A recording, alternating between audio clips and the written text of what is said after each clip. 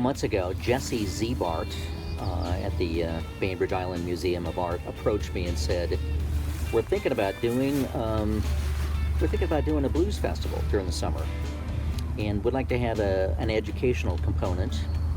And I know that you wrote a book about Howlin Wolf, and I'm just wondering if you'd like to participate in this." And I said, "Of course, Jesse, I'd love to do that." And she said, "If you were going to get a couple of other people involved in this, a couple of other blues scholars, who would they be?" So I immediately thought of two of my friends whom I used to meet at the diner in Winslow. We used to meet up there every once in a while and talk about blues. And one of them is a guy by the name of Steve Franz, who wrote the only book about Elmore James. And Steve Franz is a fantastic blues scholar. He has a master's degree in ethnomusicology. He studied with Dr. David Evans, a real famous blues scholar. He got his master's in ethnomusicology down in Memphis, and he knows blues like you wouldn't believe. So I thought, Steve Franz, he's one of the guys who's got to be in this. And Steve's mother used to live on the island. She died a few years ago. So I thought Steve is perfect for this. He lives in Tucson, but he likes to come up here during the summer. And then I thought another friend of mine, Jim Bassnight, another guy that we used to meet at the diner, the Blues Diner in Winslow. Thought he's got to be part of this too. Jim is a well-known local musician, started a famous band. It was famous in Seattle back in the 1980s, called the Moberleys, and he's been playing ever since then. He's had tons of bands. And more importantly, he's a blues scholar and a blues fanatic. And he's been working for probably about the last 10 years on a book about Sonny Boy Williamson number 2. Sonny Boy number 2.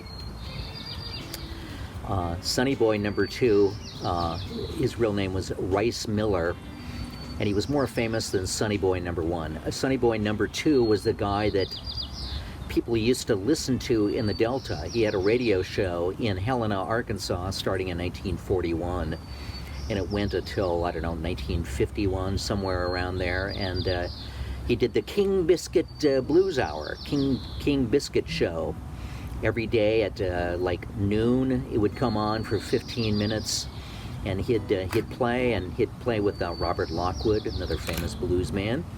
And they would announce where they were going to play. So that's Sonny Boy Williamson. He recorded tons of stuff. He was a great songwriter, an amazing guy. Jim Bassnight has been working on the only biography and the only documentary film about Sonny Boy number 2, and he's been working on it for 10 years. He was working on it with a guy from Seattle who just died a few years ago, so Jim has inherited all this great research, and he's going to put out the book sometime in the next year or two, and the movie. He's got some fantastic film clips. So Jesse said, those names, those sound great. I'd like to get these guys involved in this. And so we're all going to be doing kind of a blues panel, and we're going to be talking about our respective projects. I'm going to talk about the Howlin Wolf book that I wrote, and I'm going to be showing a film that I was involved in. I helped do a documentary film about Howlin Wolf that came out in 2004, and it was really popular for quite a while, and it's called The Howlin Wolf Story, and The Secret History of Rock and Roll.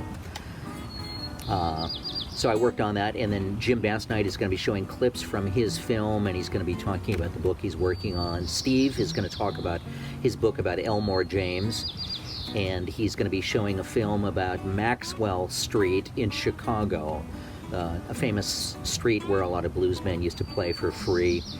A lot of famous blues guys played there. You could go down to Maxwell Street on any Saturday or Sunday and see like Little Walter there playing guitar, not harmonica. or St. Louis Jimmy Oden, or people like that, well-known bluesmen. So he's going to be talking about that and showing that film. And then we're going to do some blues listening parties. We're going to listen to some of our famous blues cuts and talk about why they're our favorites. And we're going to be, then I'm going to do a panel with both of those guys where we're going to talk about what it's like doing blues research in the Mississippi Delta in Chicago and St. Louis. And so that'll be interesting for anybody who wants to know what it's like doing blues research in the wilds of Mississippi, what it's like going into juke joints late at night in Mississippi, what it's like going out to Chicago's west side or south side on a Saturday night. And Elmore James, now this is the connection between, Steve Franz, his project, and Jim Basknight's project. Elmore James recorded with Sonny Boy Williamson. They both recorded for Trumpet Records back in the 1950s. In fact, Sonny Boy played on Elmore's records. Elmore played on Sonny Boy's records. And Jim Basknight and Steve Franz have got a lot in common there because they're working on projects about two guys who played together for Trumpet Records. And that's all I got to say, really.